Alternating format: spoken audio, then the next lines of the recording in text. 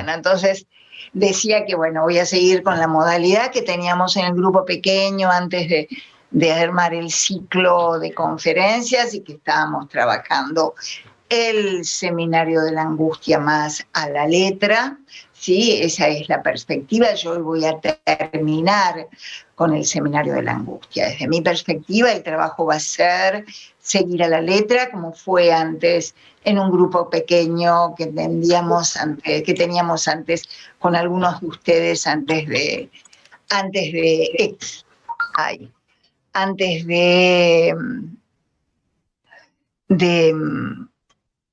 hacerlo extensivo a más gente, inclusive como les decía recién antes de grabar, en este momento se está retransmitiendo por YouTube. Jazmín Santier del Sigma está retransmitiendo por YouTube. Pero bueno, vamos a ir a la última parte. Yo había terminado diciendo que hay un primer momento en la obra de Lacan donde Lacan plantea, sí, que la angustia se trata del enfrentamiento con el otro y frente a un otro que es un otro omnipotente, un otro no barrado, ¿sí? Y está después este segundo momento en el mismo seminario donde Lacan puntúa, como planteé la vez pasada, la angustia como ese momento previo a la cesión del objeto, o sea, a la pérdida del objeto. Él venía trabajando, que para no hacerlo tan extenso hoy la exposición, se lo voy a decir sintéticamente, planteó cuál es el lugar de la angustia y del objeto con relación a los sujetos perversos, puntualmente en los casos, ¿sí?, de sadismo y de masoquismo, ¿sí? Y plantea ahí que que siempre en el perverso está buscando la angustia del otro, tanto en el sadismo, que es más claro, y en el masoquismo, que no está tan claro, pero sí hay, y le permite a Lacan, lo que plantea él, o sea, él está todo el tiempo articulando esto, cuando aborda el tema del sadismo y el masoquismo en este seminario, y él va a plantear, dice que les he mostrado aquí el juego de ocultación mediante el cual en el sádico y en el masoquista angustia y objetos se ven llevados a ocupar el primer plano, un término a expensas del otro. Como había dicho en la conferencia anterior, el objeto, ¿sí?,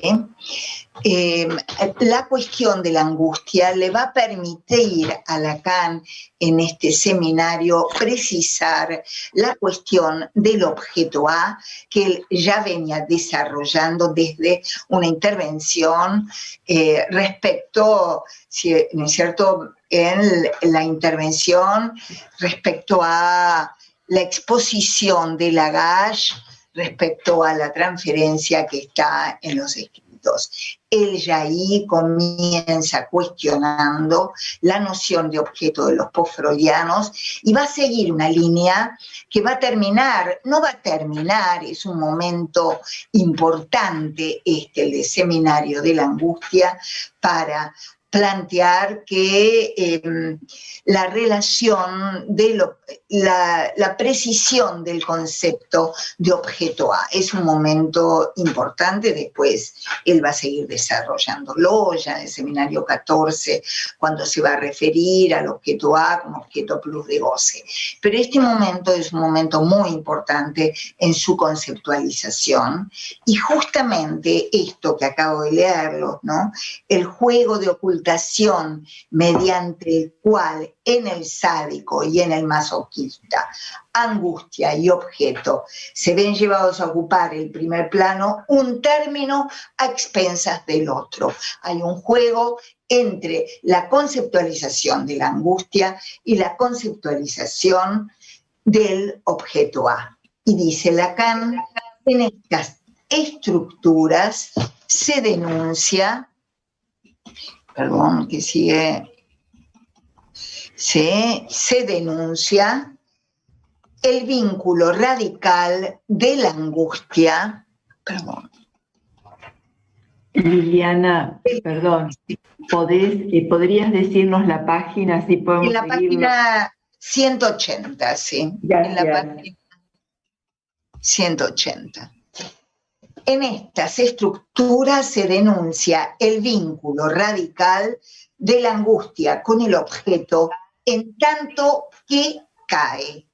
Su función esencial es ser el resto del sujeto, resto como real, ¿sí? Sigue adelante Lacan diciendo, es el momento de percatarse de cierto número de rasgos que tienen su relieve y que quisiera introducirles como puedo, empujando mi arado. ¿Por qué es acaso una oportunidad? Porque ya que lo tenemos ahí, no sé qué ha pasado, ya que lo tenemos, les pido si pueden... Sabri, deja que escuche unas canciones un ratito, mira, escucha. Ahí está, los he silenciado, ¿sí? Y que quisiera introducirles como puedo empujando mi arado. Porque, en fin, ¿me escuchan? ¿A mí se me escuchan? Sí, sí. Ya que lo tenemos ahí, por ejemplo, en la bandeja de Santa Ágata, ¿no es acaso una oportunidad para reflexionar? Ahora les muestro la bandeja de Santa Ágata, ¿sí? Acá la van a tener a Santa Ágata, que es un cuadro de Zurbarán del que él ha estado hablando a propósito del sadismo y del masoquismo, ¿ven? Que tienen aquí los pechos en la bandeja. Sí, estuvo hablando de este cuadro en los párrafos anteriores él había estado hablando de esta cuestión, ¿sí? Es el momento de percatarse de cierto número de rasgos, es decir, el objeto perdido, el pecho ahí perdido en el cuadro de Zurbarán, ¿sí? Este es el cuadro que se llama de Santa Ágata, ¿sí? Porque, en fin, ya que lo tenemos ahí, por ejemplo, en la bandeja de Santa Ágata, ¿no es acaso una oportunidad para reflexionar sobre lo que dice desde hace tiempo? O sea, que la angustia aparece en la separación, ¿sí? La separación, la caída del objeto, ¿sí? En efecto, lo vemos perfectamente, son objetos separables, ¿sí? No son separables por casualidad, como la pata de un saltamontes. Son separables porque tienen ya anatómicamente esa característica de ser algo adosado porque están ahí enganchados, ¿sí? Después va a decir, ¿no? En definitiva, va a decir él, ¿por qué? Pero ¿por qué no dar toda su importancia a un hecho verdaderamente análogo a lo que les he dicho del seno? A saber, que para los huevos que tienen cierto tiempo de vida intrauterina, hay un elemento irreductible a la división del huevo que se llama placenta, y él va a plantear ahí ya hay una pérdida en el nacimiento, en la pérdida de la placenta. Y después se pregunta, en el nacimiento, ¿de qué lado está el seno? ¿Del lado del que chupa o del lado del que es chupado? Hay una ambigüedad de la que la teoría analítica ha hablado a veces a propósito del seno y de la madre, subrayando, por supuesto, que no son lo mismo, ¿sí? Calificar al seno de objeto parcial, es decirlo todo. Cuando digo amboceptor, destaco que es tan necesario articular la relación del sujeto materno con el seno como la relación del lactante con el seno. El corte no pasa en los dos casos por el mismo lugar. Y ahí dice, en el nacimiento hay dos cortes tan distantes que dejan desechos diferentes. Para el niño, el corte del cordón deja separadas las envolturas, que son homogéneas a él, continuas respecto a su ectodermo y su endodermo. Para la madre, el corte se sitúa en el nivel de la caída de la placenta. Incluso es por esta razón que se las llama caducas. Ahí está la caducidad del objeto A, desempeñando su función. La caída, la Niederfallen, es típica de la aproximación a un A que, sin embargo, le es más esencial al sujeto que cualquier otra parte de sí mismo. Es decir, ese objeto A le es esencial al sujeto más que cualquier otra parte de sí mismo.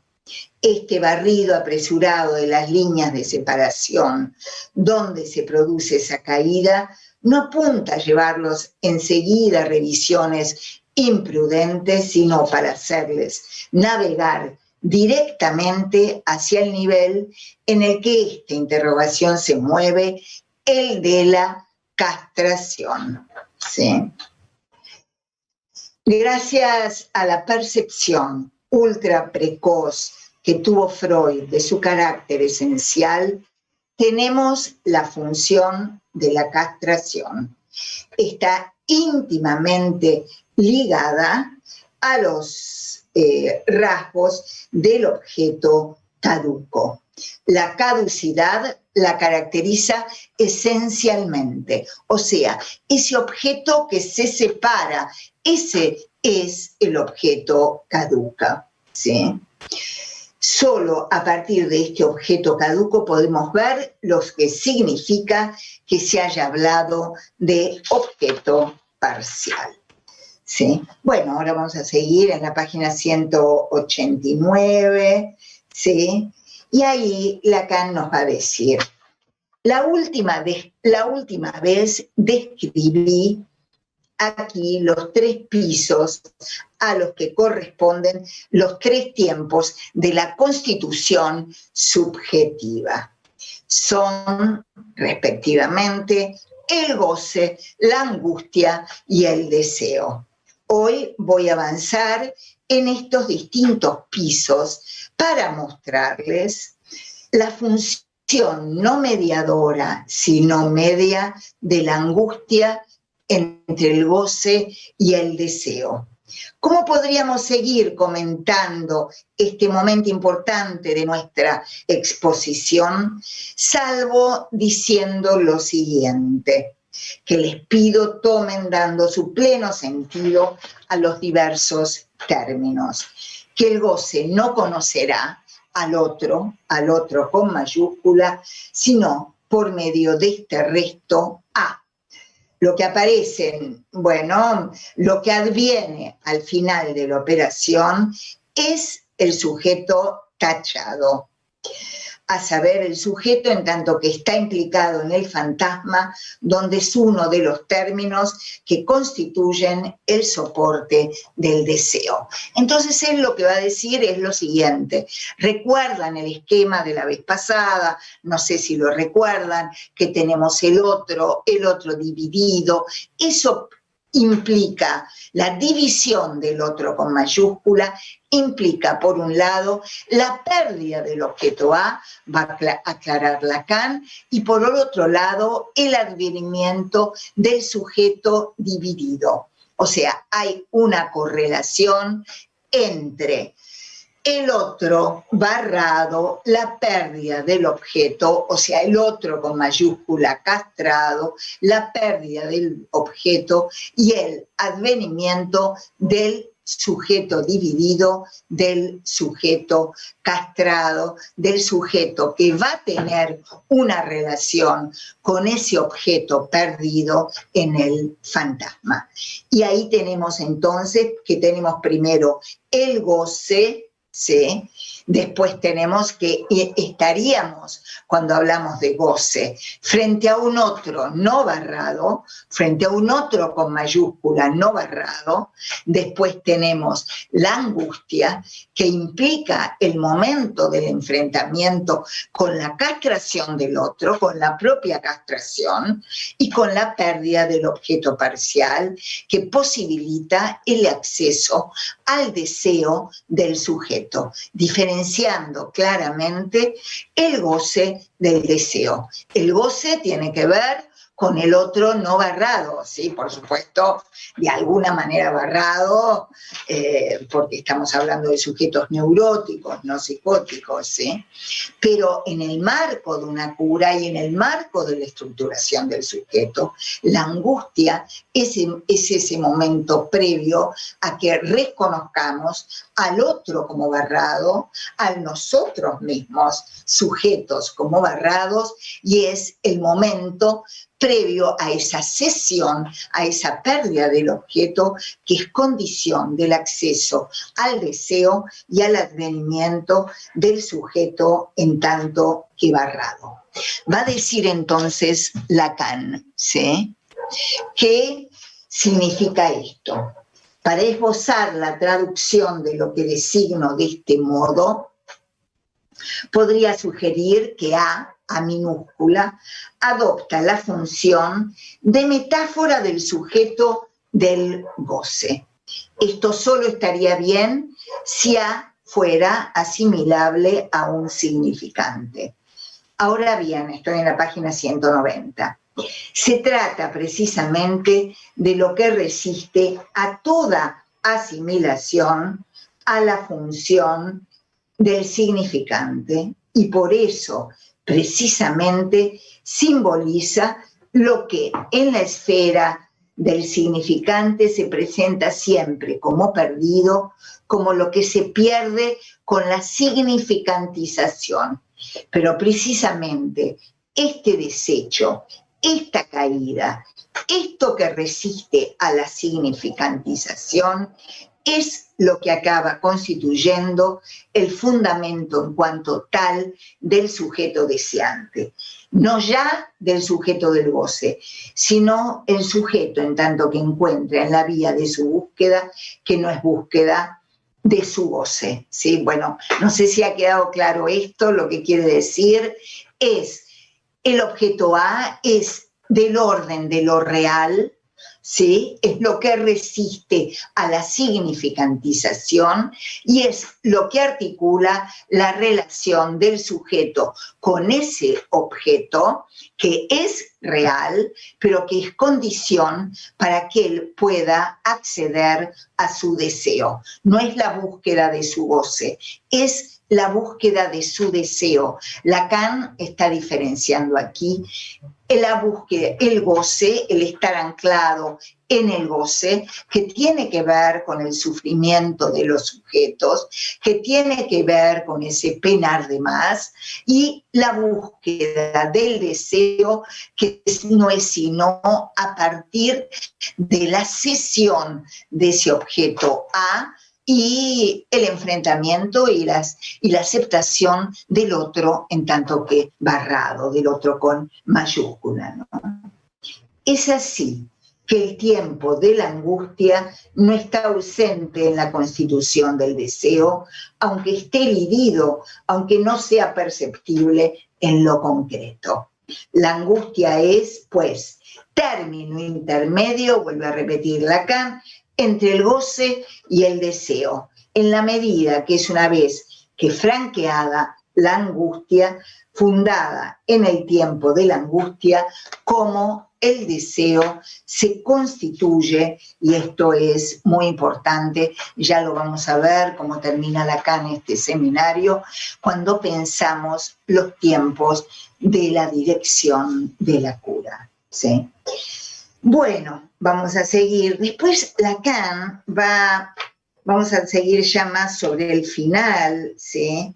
En la página 337, los que van siguiendo puntualmente acá el seminario, me alegra que haya quienes lo estén siguiendo puntualmente, ¿sí? Va a seguir vamos a ver qué dice, este carácter, va a decir, de objeto cesible, ¿sí? Del objeto cesible, ¿sí? Este carácter del objeto cesible, en tanto que objeto A, es un carácter tan importante de la que les pido que tengan la bondad, dice Lacan, de seguirme en una breve revisión para ver si todas las formas que hemos enumerado de la llevan su marca. Y Lacan entonces, vamos a ir ahora ya al último capítulo, Lacan hace en este seminario, lo cual es sumamente interesante, ¿sí? Ahora les voy a mostrar, ¿sí? Aquí Lacan va a articular, ¿sí? Voy a volver a compartir la pantalla, ¿sí? Y va a ser este esquema, ¿sí? Va a ser este esquema. Lacan hace este esquema, ¿sí? Para marcar los distintos tiempos de la constitución del objeto. El primer tiempo, que lo articula la angustia, está articulado a lo que sería, va siguiendo de alguna manera el planteo de Freud en relación a los distintos objetos. Por supuesto que para Lacan estos son tiempos lógicos. El primer tiempo va a ser el del objeto oral. El segundo va a ser el del objeto anal. El tercero va a tener que ver con la angustia de castración, con el objeto fálico. El cuarto tiene que ver con la imagen y el quinto va a tener que ver con la voz, ¿sí? Bueno, vamos a seguir entonces aquí, ¿sí? Vamos a ver, él va a plantear la angustia. Freud, al término de su obra, la designó como señal. La designó como una señal distinta del efecto de la situación traumática y articulada con lo que llamamos peligro, con lo que él llama peligro, término que para él remite a la noción no elucidada, hay que decirlo, de peligro vital. Lo que habría articulado este año de manera original para ustedes es una precisión sobre lo que es este peligro, en conformidad con la indicación freudiana, pero articulado con más precisión. Digo que el peligro en cuestión está ligado al carácter de cesión del momento constitutivo del objeto A. Así pues, en este punto de nuestra elaboración, ¿de qué debe ser considerada la angustia señal?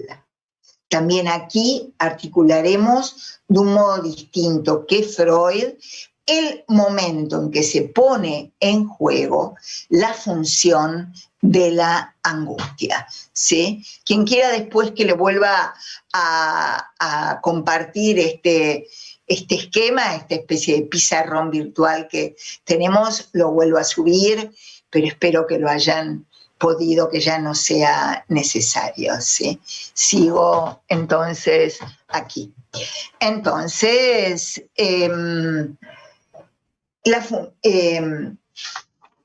yo sitúo este momento como anterior a la cesión del objeto del objeto A, que es lo que él viene planteándose.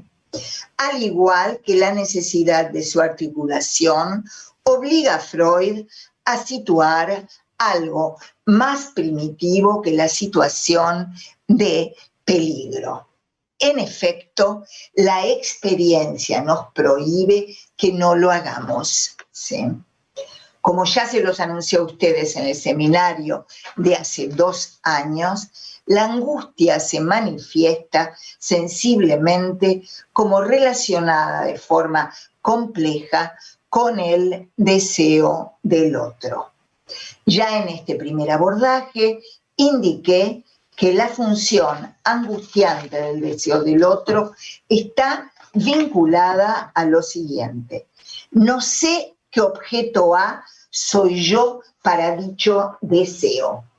¿Sí? Lo que hoy acentuaré es esto, únicamente el nivel que designé en la pizarra como el cuarto, de entre los 5 definibles como característicos de la constitución del sujeto en su relación con el otro, en la medida en que podemos articularla como centrada en torno a la función de la angustia, se articula plenamente, adquiere forma ejemplar, se completa en su plenitud aquella forma específica mediante la cual el deseo humano es función del deseo del otro. Está planteando la relación con el objeto mirada. Él va a plantear la angustia frente a la mirada de un otro, ¿sí? La angustia frente a la mirada del otro. Esto es bastante en aquellos sujetos donde el objeto central de su fantasma es la mirada, lo encontramos mucho en la clínica, ¿sí? Yo no sé, cuando no conozco a la gente, me siento muy incómoda, no sé cómo actuar, me angustio. Y esto tiene que ver porque no sé qué soy para la mirada del otro, ¿sí? La angustia, les he dicho, está vinculada a lo siguiente. No sé qué objeto A soy para el deseo del otro, pero esto, a fin de cuentas, solo vale en el nivel escópico, es decir, en el nivel de la mirada. Aquí es donde puedo darles a ustedes la fábula ejemplar en la que el otro sería radicalmente un otro con mayúscula. La mantis religiosa, recuerdan que así comenzó el seminario, ¿sí?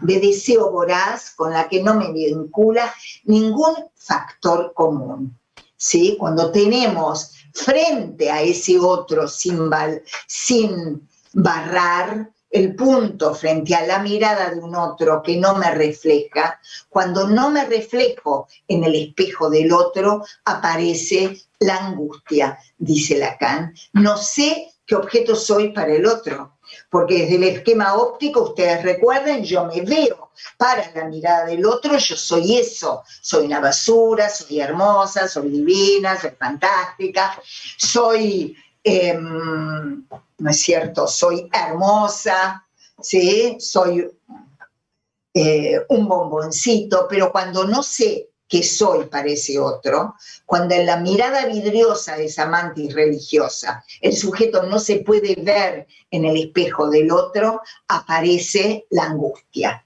¿sí? Dice Lacan que así comenzó el seminario, ¿sí? Por el contrario, con el otro humano, ¿sí? Algo me vincula, que es mi cualidad de ser su semejante. ¿Qué pasa con el semejante? Y de ello resulta que el resto A, del que el del no sé qué objeto soy angustiante, es profundamente desconocido, ¿sí? Hay desconocimiento de lo que es el A en la economía del deseo, en la economía de mi deseo de hombre, y por eso en el nivel llamado cuarto, el nivel del deseo escópico, ¿sí? Paradójicamente aquel donde el objeto A se encuentra más enmascarado, y por este hecho el sujeto está más protegido en cuanto a la angustia, dice Lacan. O sea, hay un primer momento donde el sujeto puede decir, yo no sé, me angustio porque no sé cómo comportarme, no sé cómo me conduzco en relación al otro. Pero por lo general, cuando no está con gente desconocida, el sujeto, si ustedes lo ven, quizá en la clínica lo pueden ver, ¿sí? Esos sujetos donde en las primeras entrevistas uno se ve capturado y uno no puede dejar de mirarlos, ¿sí? Y dice, sí, podríamos decir, que para esos sujetos es donde más está enmascarada la cuestión de la angustia, ¿sí? Yo, si ustedes ven, ¿no? Una vedette, ¿sí?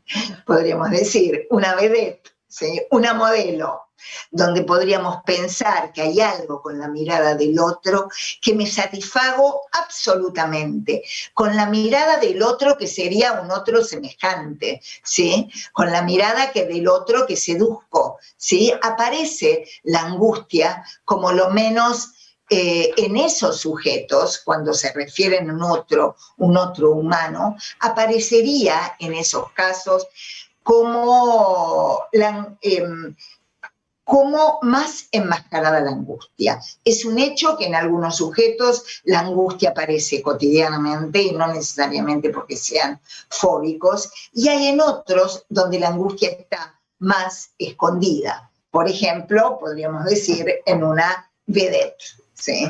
Podríamos decir, ¿sí? Es decir, podríamos, a eso se está refiriendo Lacan, que aparece la angustia como mucho menos escondida, mucho más escondida, y de pronto uno se admira cómo puede hacer esas cosas, ¿sí? Cómo puede llegar a hacer esas cosas, cómo se atreve, podríamos decir, ¿no? Es esto ciertamente lo que hace necesario que ya vayamos a buscar en otra parte la huella de la. Él va entonces hablando en estas páginas de cómo vamos a ver la angustia con relación a los distintos objetos fantasmáticos, ¿sí? Primero la mirada, ¿sí? Primero comienza con la mirada, después va siguiendo con los distintos objetos. Es esto ciertamente lo que hace necesario que vayamos a buscar en otra parte la huella de la en cuanto al momento de su constitución. En efecto, si bien es cierto que por esencia el otro está siempre ahí en su plena realidad, el otro con mayúscula, y está, por lo tanto, en la medida en que adquiere presencia subjetiva, es siempre susceptible de manifestarse por alguna de sus aristas. Sin embargo, está claro que el desarrollo no proporciona un acceso igual a esta realidad del otro con mayúscula. En el primer nivel, la realidad del otro el primer nivel es la del pecho.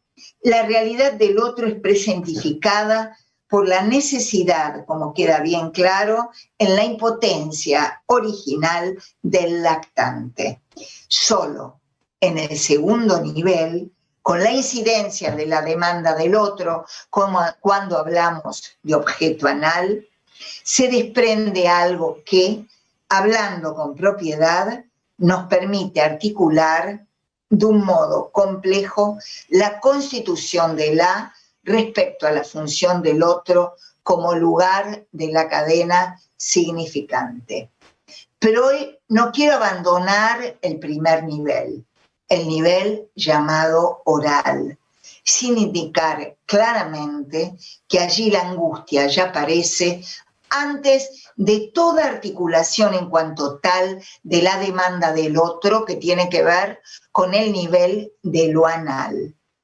Singularmente, esta manifestación de la angustia coincide con la emergencia misma en el mundo de aquel que será el sujeto.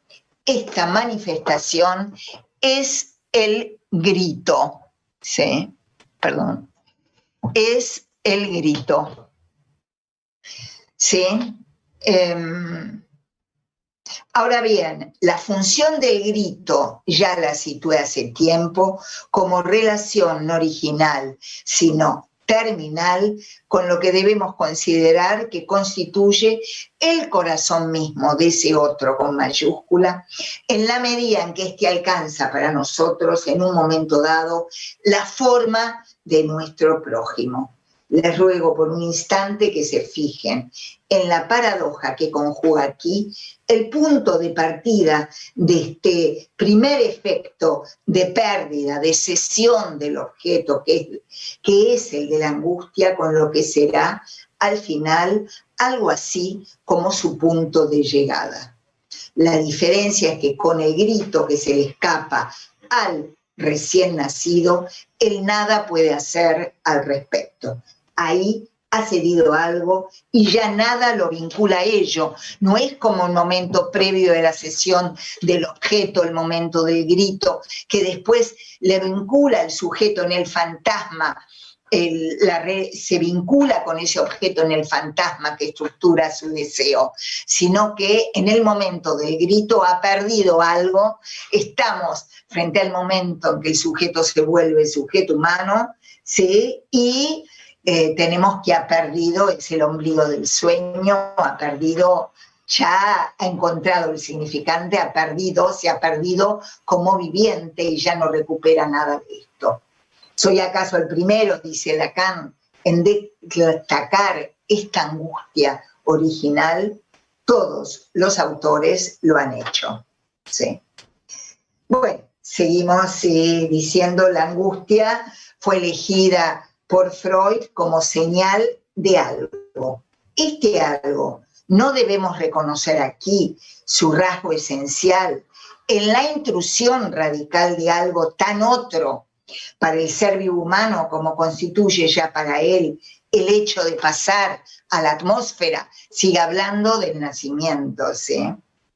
Literalmente se ahoga, se sofoca. Esto es lo que se ha llamado el trauma.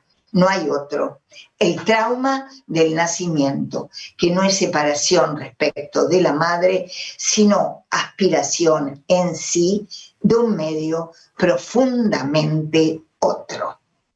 Por supuesto, no sé, otro con mayúsculas, el encuentro con el significante, ¿sí? Y hay ahí una pérdida que ya no se recupera del viviente. Por supuesto, no se pone claramente de manifiesto el vínculo de este momento con lo que se puede llamar la separación del destete. ¿Sí? Sí. Sin embargo, les ruego que reúnan los elementos de su experiencia, bien que entre y sale. Sin embargo, les ruego que reúnan los elementos de su experiencia de analistas y de observadores del niño, sin dudar, en reconstruir todo lo que revela ser necesario para dar un sentido al término destete.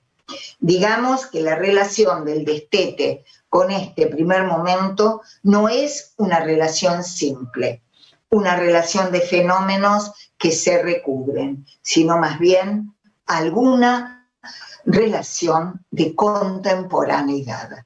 Esencialmente, no es cierto que el niño sea destetado. Él se desteta, se desprende del seno, se desprende él, esto es algo que va a insistir Lacan todo el tiempo, de que él se desteta, él cede ese objeto a oral, lo va a seguir, va a repetir esto en el seminario 11, ¿sí? Entonces, después, acá viene hablando primero del grito inaugural, del destete, ahora va a pasar al objeto anal, y va a decir, si más tarde otro objeto, el objeto anal, viene a desempeñar de forma más clara esta función en el momento en que el otro mismo elabora la suya como demanda, podemos recordar la sabiduría de siempre de aquellas mujeres que velan por la venida al mundo del animal humano, las comadronas, que desde siempre se quedaron asombradas ante ese singular y significativo objeto que era, con la aparición del niño, el meconio. O sea que ya ahí tenemos lo anal ahí en juego, en el meconio, en esa pérdida primera del niño, ¿sí? En el propio nacimiento. Bueno, y después él va a decir, ahora se trata de darse cuenta de que las posiciones respectivas de la angustia y de lo que es A son intercambiables, ¿sí? Hay, por una parte, el punto de inserción primitivo del deseo, constituido por la conjunción en un mismo paréntesis de la y de la demanda, y por otra parte, la angustia. He aquí, pues, la angustia. Tenemos por un lado la demanda, por otro lado, la angustia, ¿sí? Y va a decir, por eso, toda función de A no hace más que referirse a la alianza central, a la falta central que separa en el plano sexual el deseo del lugar del goce y nos condena a que necesariamente para nosotros el goce no le esté por su naturaleza destinado al deseo, ¿sí? Solamente a partir, no es que del goce se vuelve deseo, sino que tiene que estar ese momento articulado a la angustia, en ese movimiento que va del goce al deseo.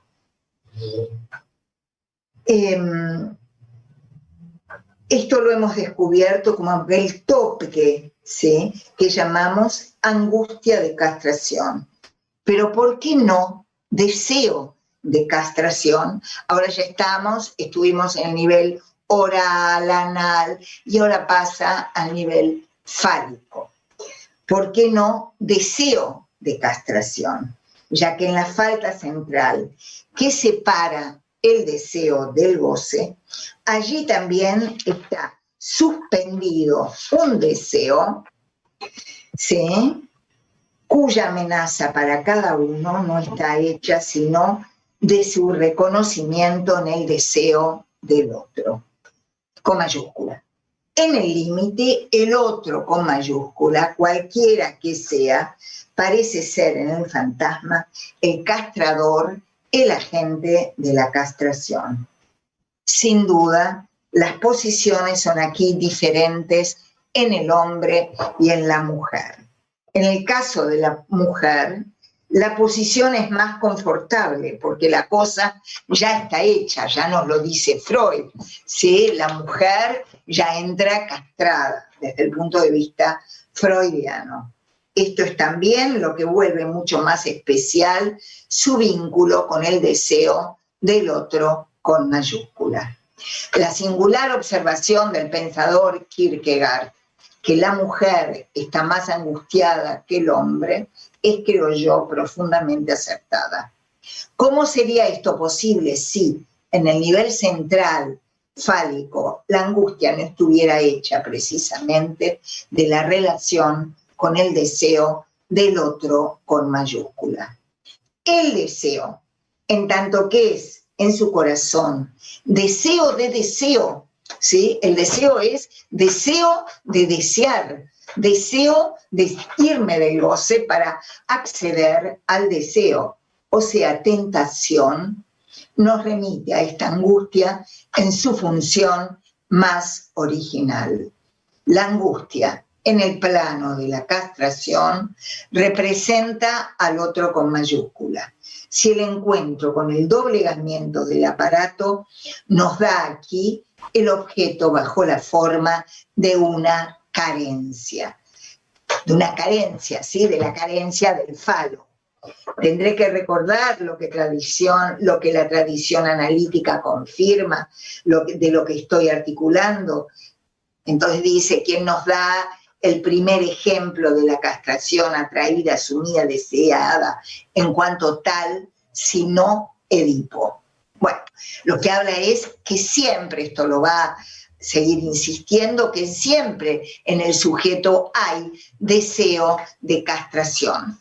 Por otra parte, nos está diciendo que la relación con la falta no es la misma, él lo va a seguir desarrollando esto, en la mujer que en el hombre.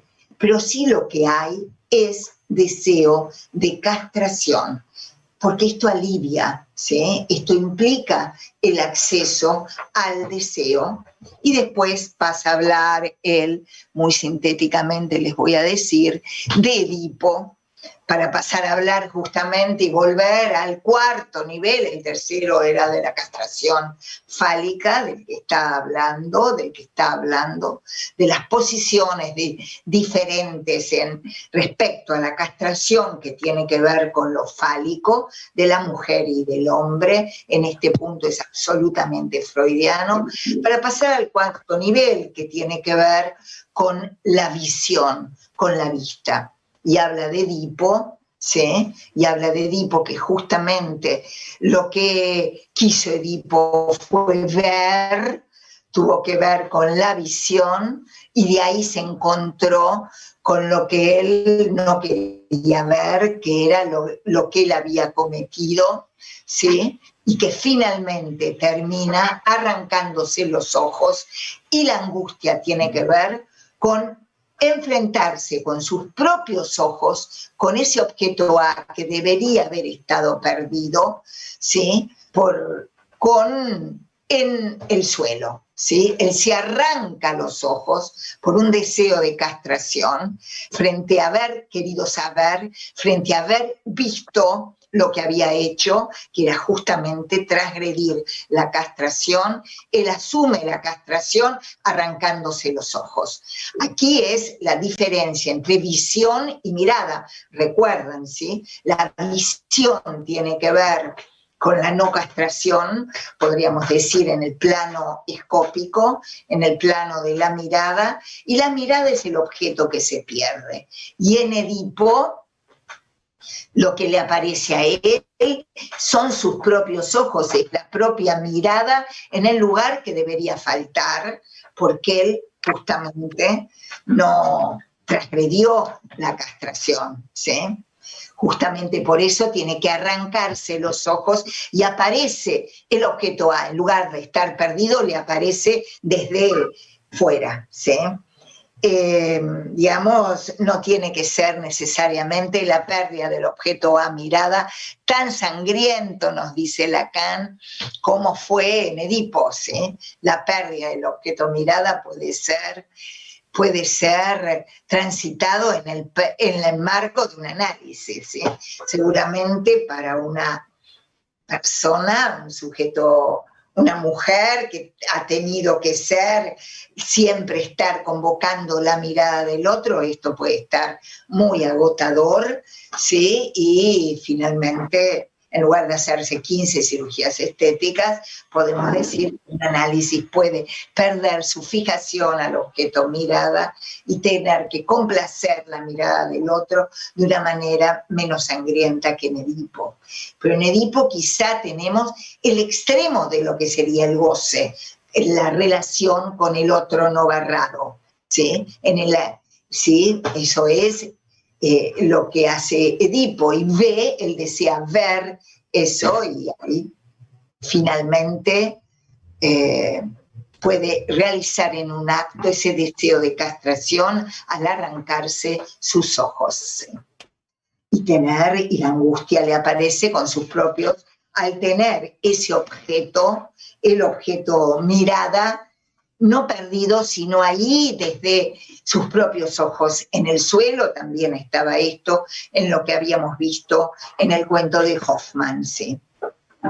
Bueno, vamos a llegar al último punto, a las últimas párrafos de Lacan, que son los que me parecen importantísimos respecto a esto, como él culmina este seminario, el punto 4, en la página 364.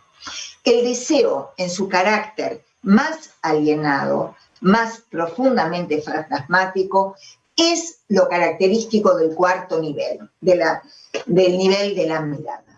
Si es esbozado la estructura del quinto, que es el de la voz, y se ha indicado suficientemente que en este nivel el objeto A se recorta, en este caso, abiertamente alienado, como soporte del deseo del otro, con mayúscula, que ahora es nombrado, podrán ustedes advertir que es también para decirles por qué voy a detenerme este año en este término. En efecto, toda la dialéctica de lo que ocurre en el quinto nivel, en el nivel de la voz, de la constitución del objeto voz, implica una articulación más detallada de lo que nunca se ha llevado a cabo con lo que acabo de designar como introyección, la cual implica en cuanto tal la dimensión auditiva, la cual implica también, dice él, la función paterna. Y aquí está introduciendo cuestiones muy importantes. Si el año próximo todo ocurre de tal forma que pueda proseguir mi seminario de acuerdo con el camino previsto, que ustedes saben que no fue así, porque él pudo dar solamente una clase, pero él ya lo sabía, que él estaba siendo negociado para que puedan reconocer su institución desde la IPA, sí, y pudo dar solo una clase, y dio finalmente solamente una clase de lo que él se proponía dar, y después dictó el seminario 11, los fundamentos del psicoanálisis, en otro lugar, que no era el de la IPA donde él estaba ejerciendo su función didáctica. Pero ya él se daba cuenta que no iba a poder seguirlo dando. Entonces dice, si todo ocurre de tal forma que pueda proseguir mi seminario de acuerdo con el camino previsto, voy a darle cita no solo en torno al nombre, sino en torno a los nombres del Padre, y ello no sin motivo. En el mito freudiano, el padre interviene de la forma más evidentemente mítica, como aquel cuyo deseo sumerge, aplasta, ¿sí? Ay, perdón, aquí. No, un segundo.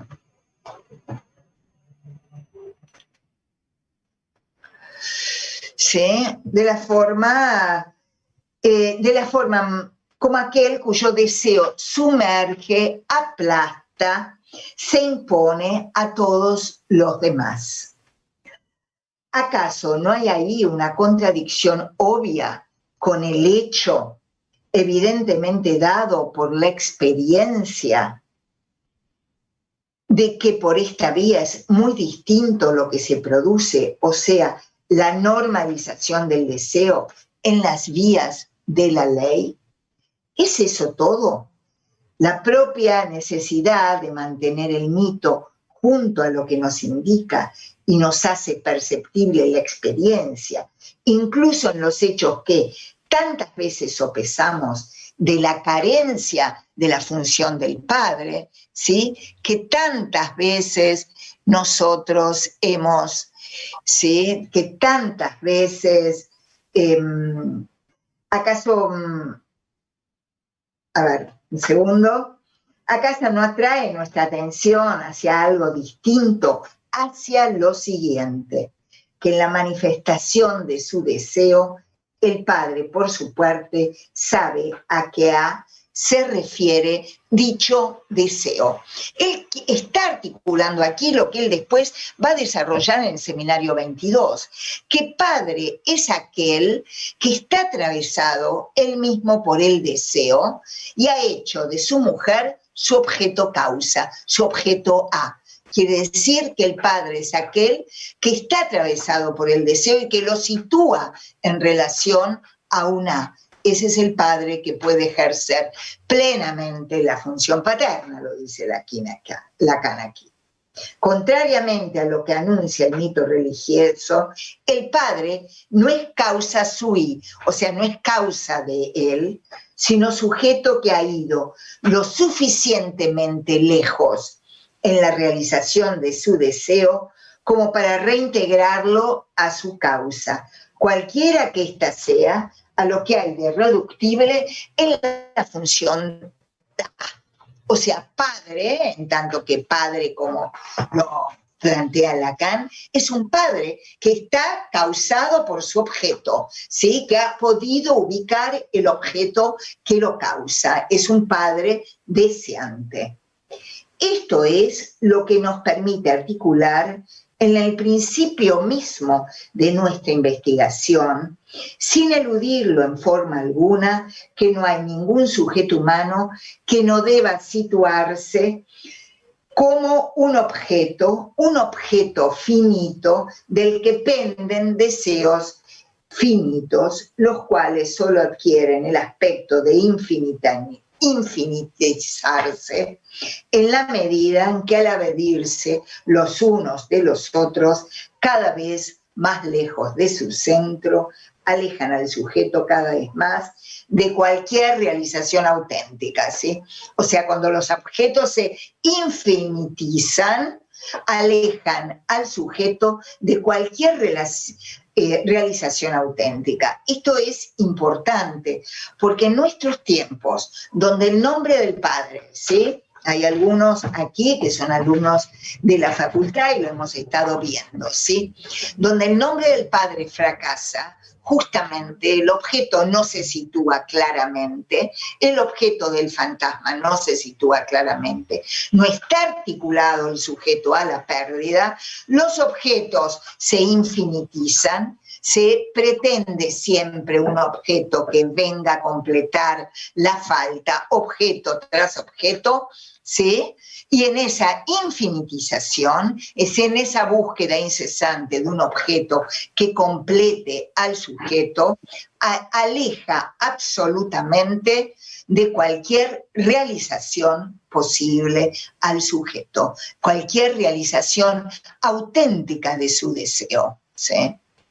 Ahora bien, el desconocimiento del objeto A deja abierta una puerta. Cuando hay un desconocimiento del objeto A que causa al sujeto.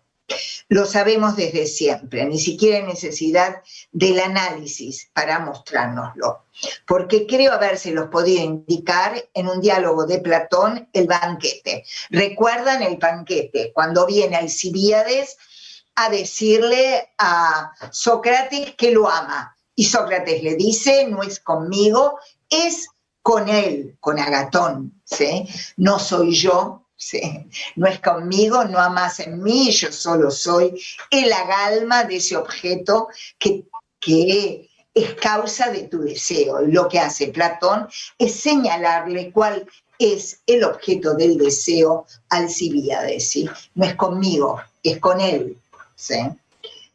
La única vía en la que el deseo puede librarnos aquello en lo que debemos reconocernos como el objeto A, en tanto que en su término sin duda nunca alcanzada, él es nuestra existencia más radical.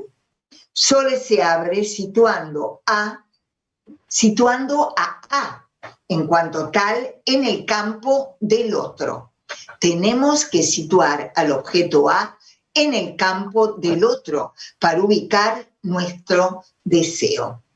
Y no solo es que deba ser él situado, sino que es situado en él por cada uno de nosotros y por todos.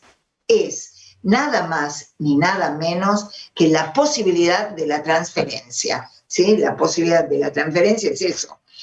El sujeto ama al analista y eso posibilita que el analista le diga, no es conmigo, es con Agatón, como le hace Sócrates, ¿eh?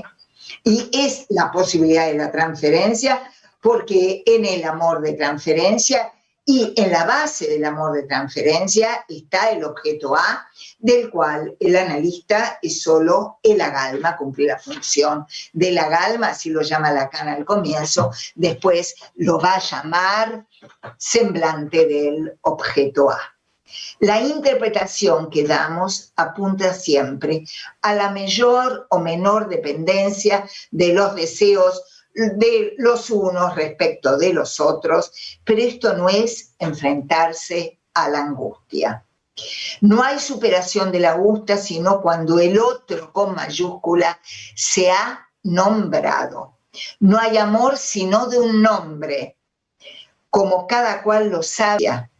El momento en que el nombre de aquel o aquella a quien se dirige nuestro amor es pronunciado, sabemos muy bien que es un umbral que tiene la mayor importancia, ¿sí? El nombrar. Recuerden también que posteriormente la cuestión del nombrar, que implica, por supuesto, la articulación con lo simbólico. Y recuerden también que para Lacan, con posterioridad, va a plantear que la función radical del nombre del Padre es la de dar nombre a las cosas, ¿sí? Esto no es más que una huella de algo que va de la existencia del objeto A su paso a la historia. Lo que hace de un psicoanálisis una aventura única es la búsqueda de la galma en el campo del otro con mayúscula, o sea, del lugar de la transferencia, de ese objeto, de la galma de ese objeto que viene a encarnar el analista. Les he interrogado varias veces acerca de lo que conviene que sea el deseo del analista para que el trabajo sea posible allí donde tratamos de llevar las cosas más allá del límite de la angustia. Conviene sin duda que el analista sea alguien que, por poco que sea, por algún lado, algún borde, haya hecho volver a entrar su deseo en este A irreductible, lo suficiente como para ofrecer a la cuestión del concepto de la angustia una garantía real. Lo que está diciendo aquí Lacan son varias cuestiones. Una, que él mismo tiene que haber atravesado su propio análisis para haber podido situar el objeto A de su propio deseo, ¿sí? Para poder ser él mismo, ocupar el lugar de la galma del objeto A del paciente, del analizante, y que haya podido llevar a ese analizante al momento de la cesión del objeto, que no es atravesado sino sin angustia. Eso es lo que él está diciendo, ¿sí? Que no habría fin de análisis sino a partir de ese atravesamiento de la angustia que corresponde al momento de la cesión del objeto. Esto, por un lado, está diciendo. Por otro lado, nos habla del amor. Y está hablando que de un amor en la relación del otro que también está articulado a un fin de análisis, como plantea Freud, que el análisis lleva a un sujeto a poder trabajar, amar, ¿sí? A desplegar la posibilidad del amor. Ese amor no es posible sino a partir de que sea vehiculizado en relación al nombre del Padre, ¿sí? En un mundo donde la función paterna pueda poner un límite al vínculo entre los seres humanos. Piensen que el seminario que él va a dar con posterioridad al año siguiente, que él lo pretendía dar, se llamaba Los nombres del Padre, ¿sí? Y en algún lugar es el amor a ese nombre del Padre, ese amor al Padre, a los nombres, ¿sí? El amor al nombre del Padre, que es quien puede cumplir la función radical de dar nombre a las cosas, ¿sí? Entonces él ubica aquí dos cuestiones, una cuestión central que es la de los nombres del Padre, del amor articulado al nombre del Padre, que es lo que puede posibilitar que el amor sea posible, ¿sí? El amor en su dimensión más simbólica, ¿sí? Al lugar del nombre del Padre, ya no del Padre, sino del nombre del Padre, y que es en la articulación con ese nombre del Padre que el análisis vehiculiza, ¿sí? Que el analista pueda llevar a un sujeto más allá de la angustia, ¿sí? En el acceso a su propio deseo.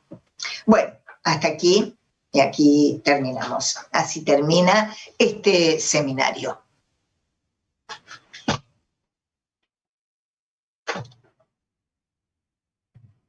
Bueno, escucho las preguntas.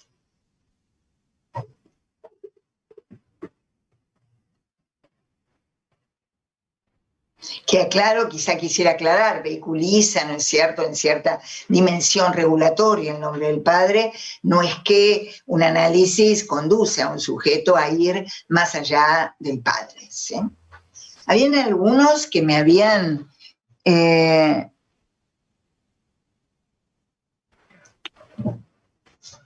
Liliana, me hace una pregunta, ¿sí? ¿Por qué decimos que el objeto en la actualidad es infinito? no sé si está como bien formulada la pregunta que te voy a hacer. Hay una pregunta que decimos por qué en la actualidad el objeto es infinito. Lo que está diciendo Lacan es que tiene que haber una cierta finitud que está articulada a la castración y a la cesión del objeto. Lo que es infinito sería la búsqueda de la completud con distintos objetos que vengan a completar a la castración del sujeto, ¿sí? Lo que decimos es eso, ¿sí? La que me hizo la pregunta, sí. Sí, me querés hacer una pregunta, sí. Liliana, ¿te puedo hacer una pregunta? Sí, por supuesto. El objeto A entonces va tomando como diferentes, por decirlo así, diferentes formas, el objeto oral, el anal, ¿sí? Ah, ok. No es que va tomando, él toma, él habla de los distintos objetos, cada uno tendrá un objeto privilegiado en el fantasma, ¿sí? Y lo que va a plantear es que lo articula, está siguiendo a Freud. Recuerdan que Freud habla primero de la fase oral, después de la fase anal, después de la fase fálica. Acá todavía sigue siendo muy freudiano y va marcando las distintas características clínicas, podríamos decir, de cómo se manifiesta la angustia en los distintos momentos y con relación a los distintos objetos, ¿sí? Eso es lo que él está diciendo. Por supuesto que son tiempos lógicos, ¿eh? En Freud son mucho más cronológicos, oral, anal, fálico. Él sigue estos tiempos de Freud, pero los piensa más como tiempos lógicos, ¿eh?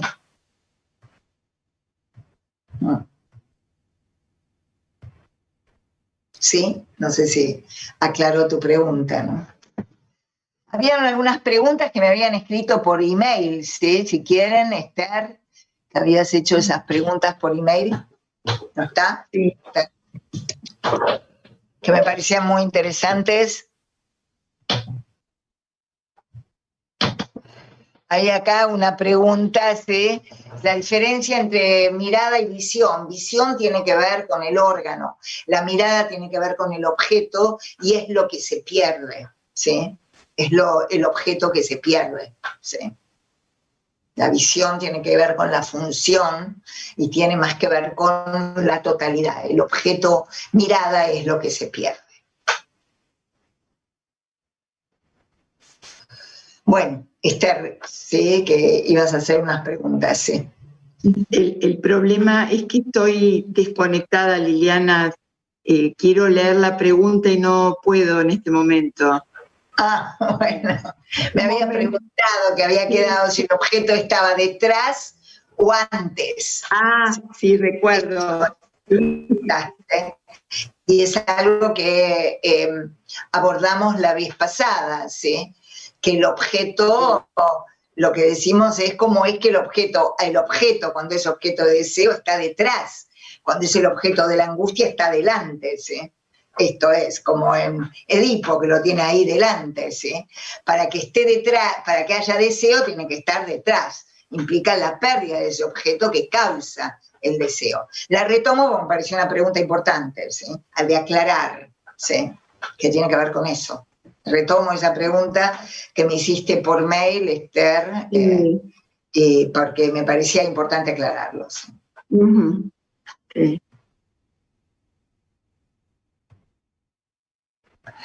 Hay una pregunta de cuál es, no le queda claro la relación entre el goce y el deseo. Bueno, el goce tiene que ver no con la no castración del otro en el sentido perverso, ¿sí? No con la no castración del otro en el sentido perverso, sino que el goce tiene que ver con el sufrimiento, también está el objeto ahí, pero es diferente en este caso y a esta altura, después él va a hablar de plus de gozar, él dice que justamente el goce, cuando viene un sujeto a vernos, tiene que ver con el sufrimiento, con la manera de gozar de alguien, con alguien que está instalado en el sufrimiento, con alguien que está instalado en el goce, ¿sí? Con alguien que está absolutamente instalado en el goce.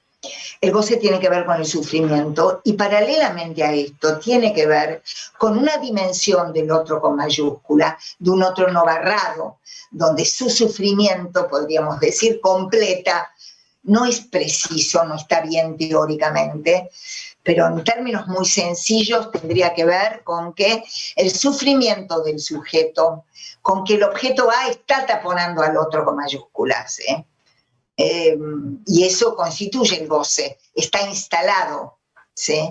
El deseo tiene que ver con, el deseo tiene que ver con las ganas. Si podríamos aclarar quizá claramente, tiene que ver la diferencia entre goce y sublimación.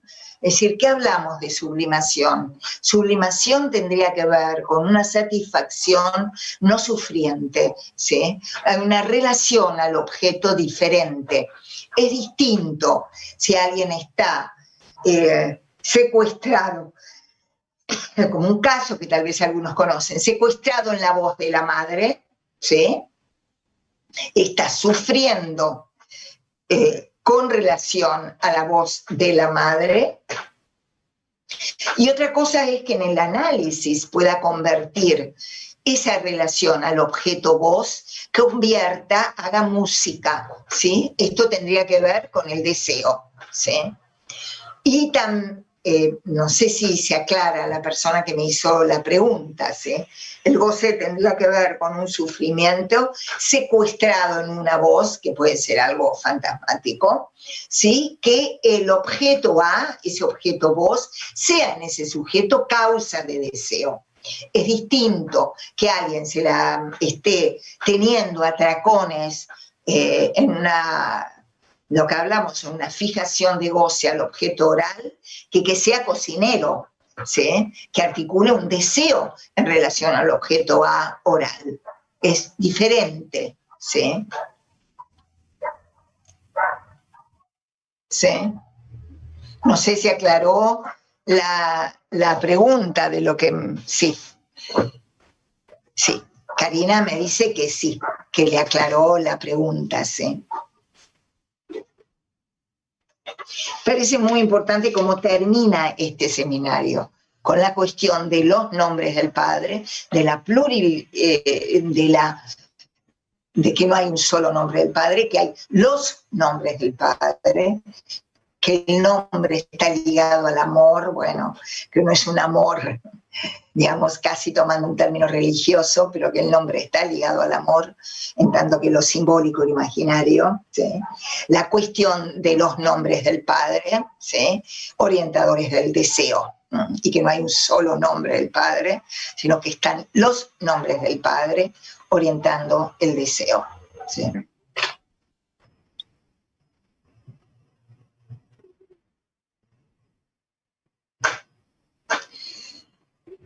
Bueno, no sé si me quieren hacer otra pregunta, alguna reflexión. Bueno, Liliana, yo lo que te quería agradecer es por tu generosidad de compartir tu conocimiento, que siempre lo bajás de una manera tan coloquial que algo que parece tan inalcanzable como la enseñanza de Lacan, vos siempre tenés esa habilidad para poder acercarnos más a él. Así que te reagradezco. Muy agradecida. Bueno, está bien.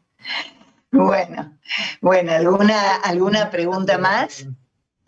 ¿Cómo? Sí, tengo una preguntita. Cuando estabas hablando del objeto que es pasible de ser cedido, este objeto que me pregunto si la orientación del analista o la orientación de un análisis no iría entonces en esa dirección de lograr o dirigir al analizante a que pueda ceder ese objeto, no, sino como si fuese que pase detrás, digamos, a que cause el deseo. Absolutamente, es lo que estaba tratando, ¿no? Les voy a volver a leer lo que leí, cómo termina este seminario, Lucas. Conviene, sin duda, que el analista sea alguien que, por poco que sea, por algún lado, por algún borde, haya hecho volver a entrar su deseo en este A irreductible lo suficiente como para ofrecer a la cuestión del concepto de la angustia una garantía real.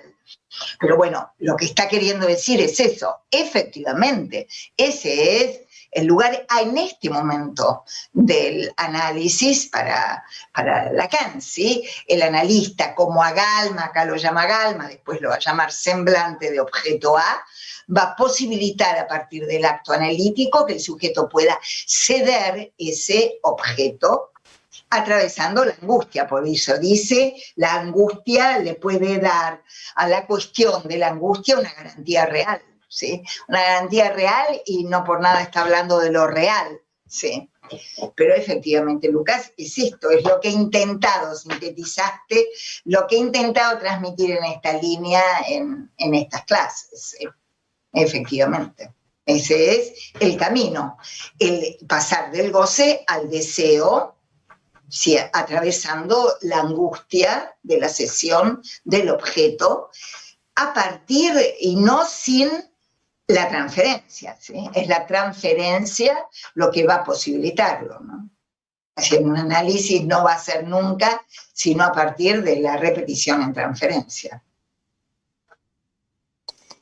Muchas gracias.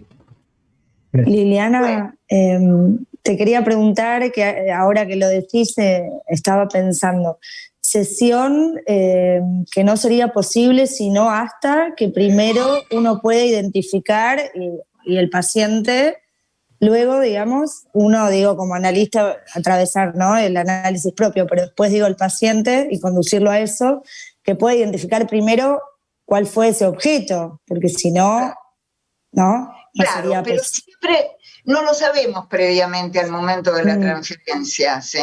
El paciente va a hablar, sos una basura, no puede decir. Claro. Necesito tu voz, necesito tu mirada, necesito tu don, necesito más de vos, no siempre dice esto, también dice sos una basura. Y ahí podemos ubicar nosotros el objeto. Por eso digo, no es sin la transferencia. Y ahí, a partir de ahí, sí podemos operar a partir del acto analítico para esa sesión. Efectivamente, Andrea, eso era lo que estaba intentando decirse. Okay. Bueno, tenemos que dejar acá, los esperamos para la conferencia de Marcelo el segundo jueves de noviembre, ¿sí? Así que muchas gracias por participar, ¿sí?